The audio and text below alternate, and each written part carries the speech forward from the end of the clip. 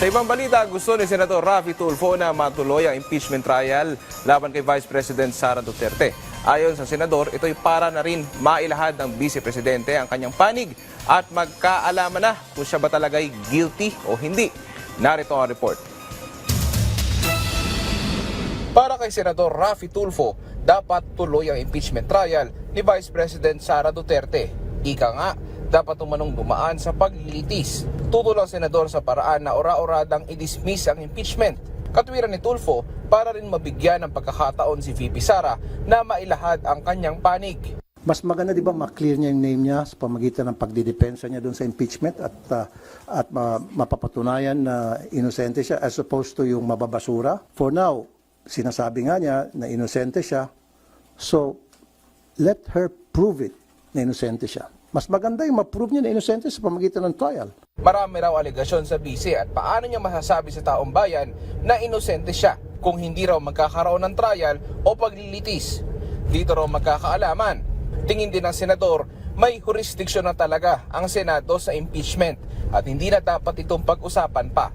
Kinumpirma rin ni Tulfo na kumukonsulta siya sa mga abogado, mga dating justices at iba pang legal experts para sa kanyang paghahanda sa impeachment. Dapat I should be prepared.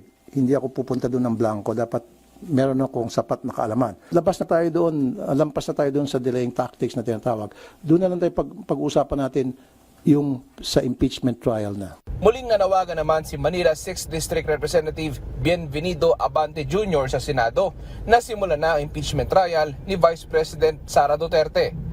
Hindi anya dapat maging sagabal sa paglilitis ang inilabas na resolusyon kamakailan ng Korte Suprema dahil hinihingan lamang nito ang Kamara ng mga karagdagang impormasyon ukol sa impeachment complaint.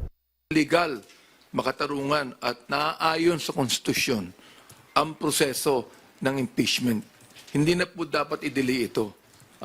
Hindi ito gawa-gawang reklamo.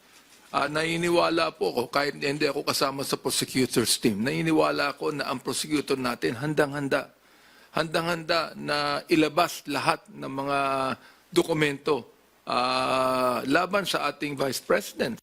Nauna nang ipinayo ni Senador Panfilo Lacson sa mga kasamahan sa Senado na dapat hayaan sa prosekusyon at defense teams ang paghahain ng motion at pleadings.